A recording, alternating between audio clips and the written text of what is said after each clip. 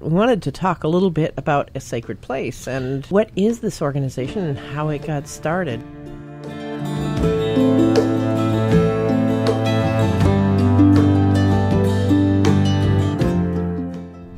Well, A Sacred Place, we started it back in 2003. We bought the property. It's 41 acres. It's a small working farm, but we're trying to establish it and expand it.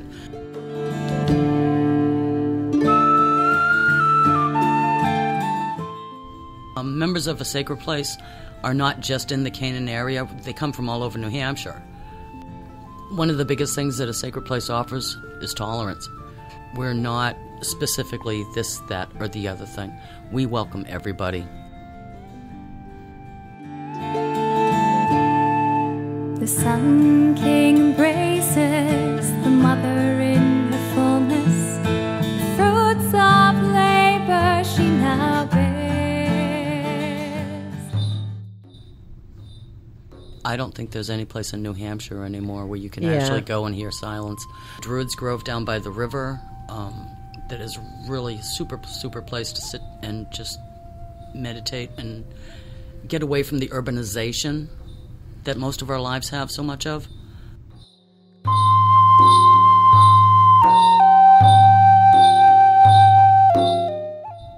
We had a small group come up one time. We're sitting around the fire, drumming and all that, and we're all focused and we're concentrating, and all of a sudden we hear out of somebody. He was from Connecticut. Sat back in his chair, put his head back, and the gas was like, Mike, oh, what's wrong? What's wrong?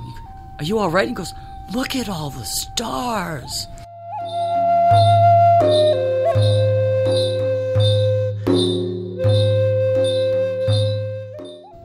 Right now, we're down to goats and chickens. We did pigs a few years ago.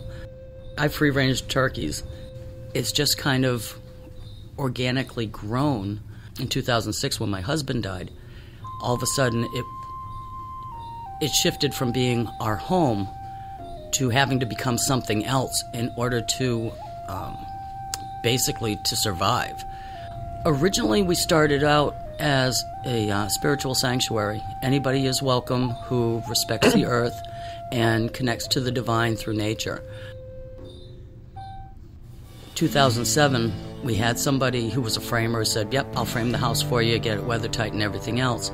Got the first floor done. He walked off, and then the rest of my friends sacrificed every weekend from May until December to get a roof over my head, God bless them. More so than festivals, more so than anything else, is when there's a true need. That's when community really started forming there. This year we did a midsummer bonfire, all-night drumming, welcome the sun up. We had a Samhain. It was kind of small, but it was nice. We do healing drum circles on occasion. Those we'd like to expand and do them like once a month. Yeah, last year was a mitten project where we put the word out and said, we need polar fleece and whatever kind of fabric you have stashed away, and we had bags and boxes of fleece showing up on the doorstep, and we would get together like one day a week, cut out all these mitten sections and sew them together. We ended up donating, I think it was close to 70 pairs of mittens. When I took all the mittens up to Haven, we also had an equal number of socks, and they opened up these tubs and they're like, oh my God, wool socks.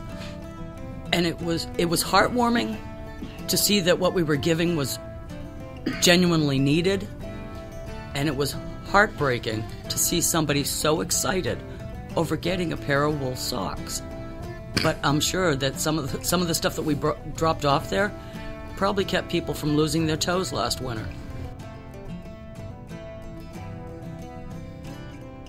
A couple years back, we organized as a 501c3 public charity here in New Hampshire and started working helping the homeless. Yeah, there's 15 different people that have cycled through A Sacred Place in one way, shape, or form, and now they have jobs, or they have their own apartment, or they've been reunited as a family. And what we've been doing over the past years is finding folks that are interested in getting their lives back together, taking them in, giving them a warm, safe, dry place to sleep, help finding jobs, finding services, things of that nature. They save up, find their own apartments, move on, and then we take in somebody else.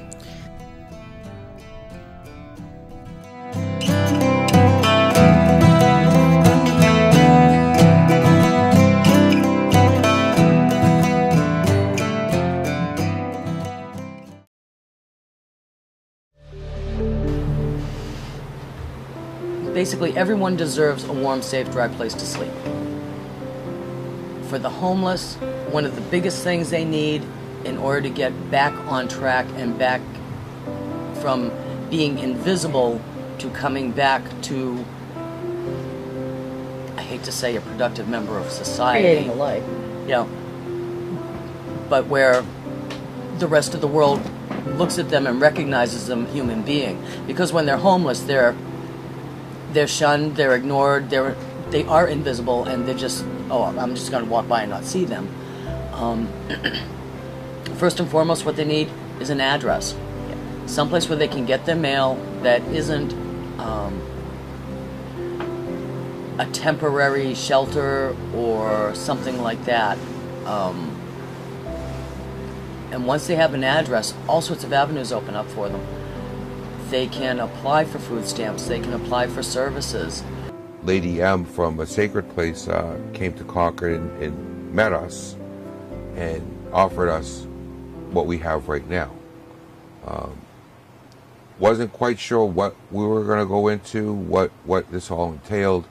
Everybody thought it was a hippie commune, that, you know, it was like a socialist society up here, and it's nothing like that. It's a farm.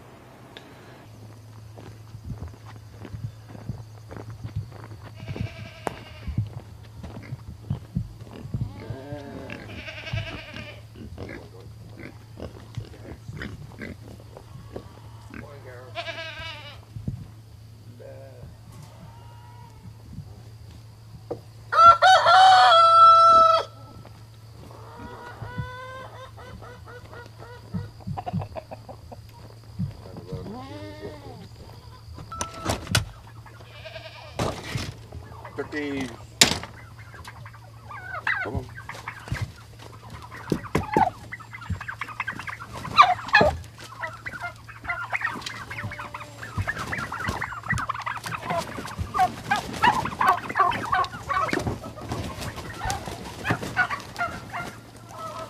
So I wake up in the morning and I get all the animals up, and time to feed the turkeys, fill up all their grain, water, chicken, same thing, and then we'll take the goats out for a walk. Oh, and the pigs.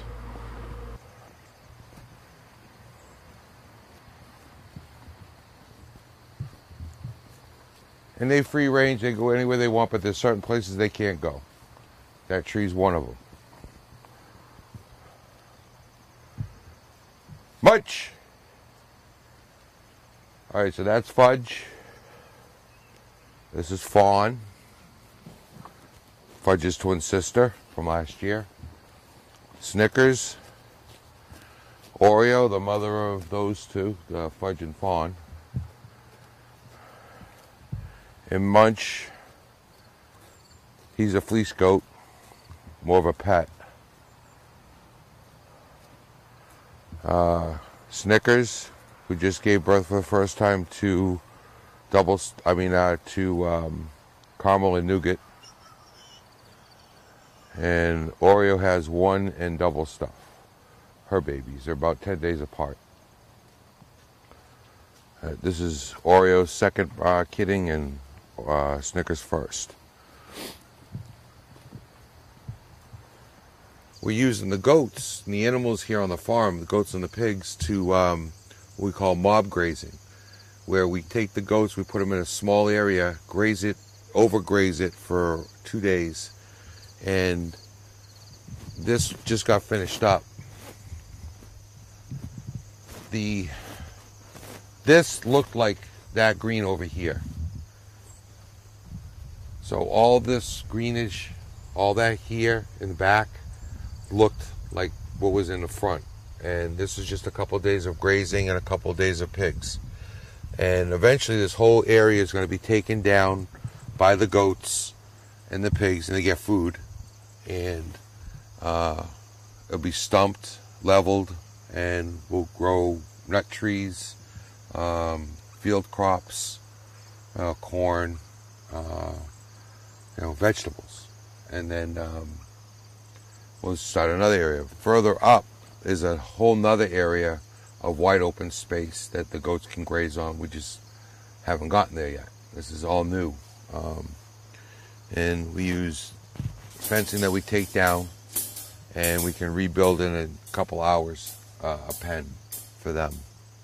They need shade, which is the H's. We'll make an H, we'll put a tarp over it, put buckets and water in for them. And their food is growing, and it keeps growing back, which is great. So there's a never-ending supply of food. Problem is, up here, winters are so long that we have to hay them. So we can only keep a small herd because it gets very expensive, especially for a nonprofit.